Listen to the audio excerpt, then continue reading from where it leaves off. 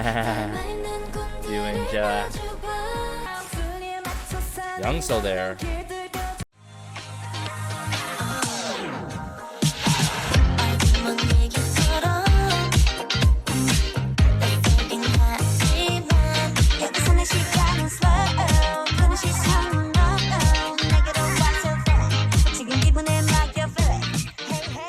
Hey everyone, it's Garrison here, and welcome back to the channel, or the Patreon, where we're currently watching from. Another week, meaning another episode of Queendom Puzzle to review and share my general thoughts upon. So, this time around, we have episode 7, and right away, I've got to admit, I don't need to full disclaimer with y'all about take things with a grain of salt with the evil editing and all, because this pretty much was an episode of the interim, seeing who was placed in the semifinals, and pretty much in terms of elimination. Unfortunately, we got a nice fan letter moment, and we even got a performance of Rise Up that I'll talk about later on. So pretty much the TLDR, not a lot of great content, not a much substance to really munch on for this particular episode, such as like preparing more so of the semifinal songs, which I would have loved see more and more of. But let's just dive into, of course, the results between Team Queendom and Team Puzzle. And as some of you may know, I was more so favoring the underdogs, Team Queendom, to somehow pull a rabbit out of the hat per se, because obviously Team Puzzle had the significant advantage, seeing them win the first 3 rounds for the vocal and rap round battle and all. And this is how it went down, everyone. Team Puzzle with Rush Hour got 253 votes to 133 votes of Weekend by Team Queendom, everyone. I did think Team Rush Hour had the advantage with the stage setup and all, and how they performed and presented that song, I've got to admit. But then we move on to an interesting round of results here. If We Ever Meet Again between Kay and Bora got 208 votes against Hopeless Romantic, which got 178 votes. Mind you, the most votes that Team Queendom has got out of all the rounds, which is quite surprising to me. And in my humblest opinion, that was more so of a 50-50 coin toss of who would end up winning. If We Ever Meet Again, they brought in the powerful high notes and all, but I felt like Hopeless Romantic did an incredible job of emphasizing more so of the sentimental notes, like Dohwa said, that we should, try to emphasize more so of the sentimental notes in Hopeless Romantic. Then for the third round, the huge shocker and huge crime in my humblest opinion, Wannabe ended up getting 217 votes to Time of Our Life, which got 169 votes, which is not the highest amount of votes for Team Queendom. I told you guys, Hopeless Romantic, 178 votes. Time of Our Life, 169 votes. Something's not adding up, and that's mainly due to the on-site voting from the audience and all. So that was a shocker. 3-0 so far by Team Puzzle, but this is where it gets even more questionable. A 5-0 by Team Puzzle by winning with both Bad Blood and Web. Bad Blood got 205 votes to Overwater's 155, and then Web got 223 votes to Glow Up's 177 votes.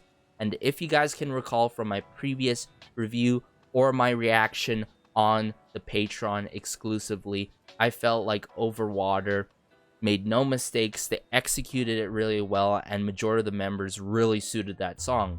Bad Blood is a fan favorite, and of course Team Puzzle's #1 pick song. In fact, Team Puzzle got every song they wanted except for Wannabe, and they made some mistakes, still ended up winning that round. So that was quite interesting to see that result. But considering the on-site voting and all, it goes to show you need a good voting panel to have the proper results come out, whether that be experts, whether that be a combination of on-site voting and voting through the Mnet Plus app by us international viewers, everyone. And then Team Web, Glow Up, I felt like both came through and executed their performances really well. But Glow Up was just that song for me as much as Time of Our Life. One of the best performances off of the show. I loved the stage props, you know, and the engagement that they've done in that song got me vibing along the song, dancing along with the song and all.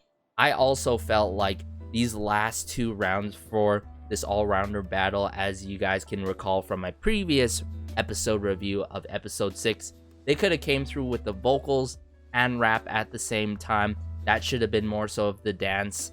Of course, the vocal and rap round in my humblest opinion, and then just tone down the dance a bit to come through with it and all, because it's just streaming these songs. It's been really amazing streaming the likes of Bad Blood, Overwater, Web, and Glow Up on my own time.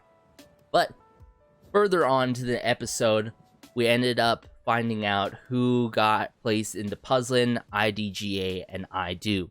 Team A was obviously for Puzzlin, K, Miru, Jiwon, Rina, Sujin, Jui, Terin, Uyen, and Suyin. I've got to admit, really love the placements for this particular team. However, I would really want to see the likes of Joa and Jihan within this team, and all the likes of Juri and Yuki, as I mentioned in my votes last time around. But for Team B, IDGA, hip-hop, rap-heavy, we got Yuki, Huiso, Sanga, Ian, Dohwa, Fai, Yiram, and so on. Not complaining with this at all, but I gotta admit, you know, the general public vote for this, just the fact that they put all the rappers within this one group for this song, I've got to admit, is just so predictable, and I just don't really mess with these picks fully. Team C, I Do, for Bora, Yunhee, Ellie, Joa, Jiwoo, Nana, Jihan, Juri, Soyeon. Really like this team, just don't like the person who's behind the song. Can't emphasize that enough.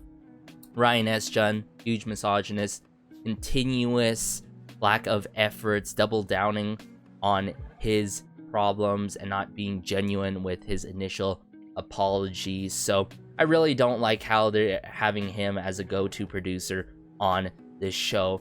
But what we saw afterwards for the placements of this segment is Team Puzzlin and I Do going to meet up with the producers behind the songs. Garden, of course, behind Puzzlin, one of them, Garden and Young K, sorry. And Garden straight up told them that they should have Jiwon for the main vocal part over K, whereas Ryan told their team for I Do they should have Jihan for the main vocal part over Bora. See what I'm getting with this? It seems so scripted for making both of the two producers to force certain members to take over a main vocal part and all. So that was sort of discomforting in that moment and all, whatever. But later on, we got to see the fan letters coming in, the contestants and members reading the fan letters and all. So sweet, wholesome, yet I got teary-eyed in that moment. Follow that, nice performance of Rise Up, but I've got to admit, I felt like we could have gotten the performance of Rise Up from the beginning, in fact, before the first battle. And it just goes to show us, due to the distribution and the overall harmony for the performance of Rise Up with all the contestants, this show could have at least made 2 groups from this show, or make it a 8 or 9 member girl group, I've got to admit. But last but not least, let's talk about the most questionable announcement. Well, not last but not least, let's talk about the group name, right? Queendom Puzzle ended up picking L's Up. What?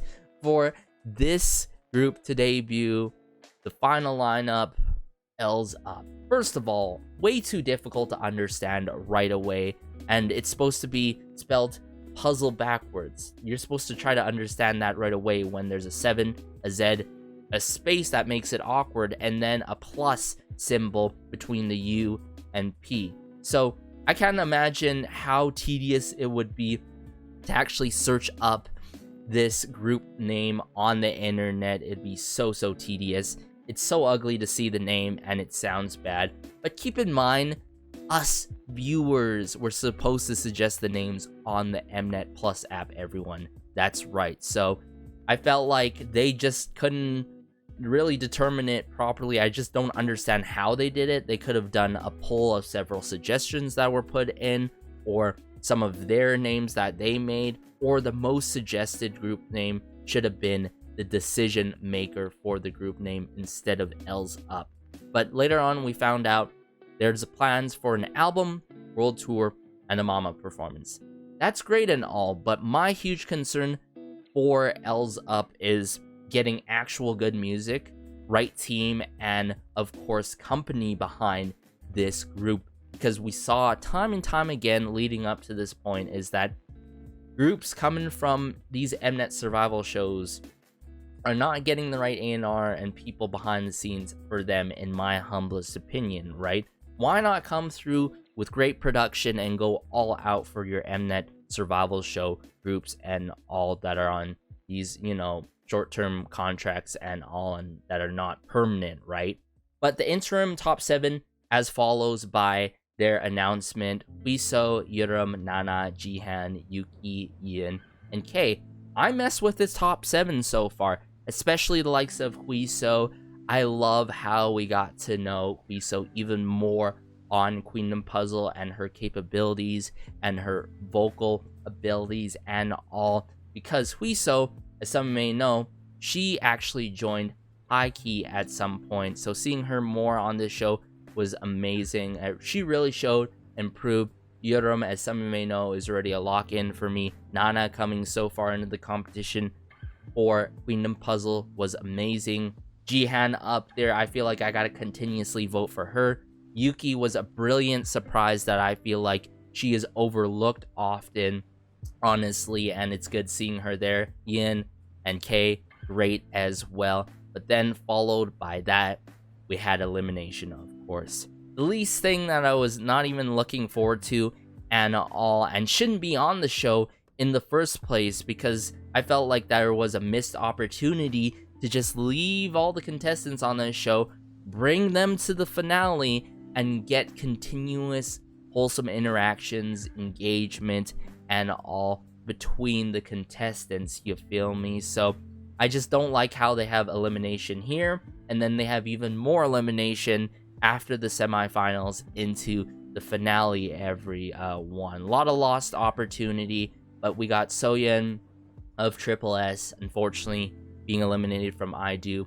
I think we saw this way earlier on, even without not knowing about the elimination and all, is that Soyeon, fairly new to the K-pop scene, freshly new, debuted and all, but she gained a lot of experience and she learned a lot and growed a lot on this show, I've got to admit. So seeing her grow on this show was absolutely amazing. Jui and Chaeron from Team Puzzlin being eliminated. Unfortunately, I felt like we could have seen more from Jui in terms of seeing her in the semifinals as well, which was unfortunate. Chaeron, I felt like Mnet did not do her justice. Lack of footage and screen time for her, but also she didn't get that much significant parts within her amazing teams that she got at some point in this show. Soen and Sanga from IDGA got eliminated. I think those two contestants being eliminated was most surprising to me, in my humblest opinion. Especially Soen. I said time and time in my reaction to episode 7, seeing only one with Soen and Kay not get the proper on-site voting results was very unfortunate and all. And I felt like if she got like some of those benefits, she could have survived. And I felt like she really showed and proved, especially during her performance with Team, of course, Queendom for Glow Up. Sanga, I felt like there's pros and cons here, because the positive here is after being eliminated, she can get back to Lightsome and start promoting and surely have a comeback, am I right? So unfortunately seeing those two being eliminated, but that means IDGA in fact is short one member and IDO has way too many members. So therefore a member from IDO needs to be sent to IDGA, everyone. So let's think about who's going to be sent most likely and who's going to really choose themselves to be sent to the other team. We have Bora, Yeonhee, Ellie, Joa, Jiwoo, Nana, Jihan, Juri. I think most likely we will see Ellie move into the other team because she was very uncomfortable initially recording for IDO and all, and having a lot of nerves, of course. So I wouldn't mind seeing Ellie move. It's quite possible the likes of Jiwoo moving to the other team, considering how IDGA can go. I think she can really rock that song as well. But yeah, aside from that, I want to wrap up with my personal votes that I will switch here and there on the daily dot, because mind you, you could vote daily now instead of per episode and all. But considering how the full ranking went with the benefits that are now reset, with Nana being in first place, Yurim second, Huiso third, fourth, we had K, Yin fifth, and Jihan sixth, and Yuki at 7, and then seeing Bora at 8, Jiwon at 9, Juri at 10, Yeonhee at 11, Suyeon at 12. I really want to continuously vote for my favorites that need to be in the group, okay? Obviously, that's the likes of Huiso. I would vote for Yurim as well daily. I think I'm gonna vote for Jihan all the way until the very end as much as I can, everyone. Most definitely K. So I have my 4 sort of lock-in votes right there. I would even vote Ellie all the way continuously. And then my 6th and 7th votes will be alternated every day with the likes of Suyeon, the likes of Bora. I've got to admit, I said it time and time again, it's fine having 2 main vocalists within the same group. It would be amazing to have Bora in one of these kind of groups. Bora and K, the likes of Bora and K and all. Another vote that I would even put in the mix here and there is Sujin. I really want to see her at least perform in the finale. She doesn't necessarily have to be in the group, but I would like to see her perform still and all. Right, so I think I have my 5 lock-ins, but 2 alternating votes that will change daily and all. So let me know your thoughts, everyone. Hopefully you enjoy this. I'm gonna wrap it up right here. Be sure to like, subscribe, as it goes a long way and helps out the channel so much. Just warms my heart connecting with y'all in regards to Queendom puzzle. Hopefully we don't get a filler episode like episode 7 here for episode 8 and more prep work. But take care as always. This has been Garrison, and peace.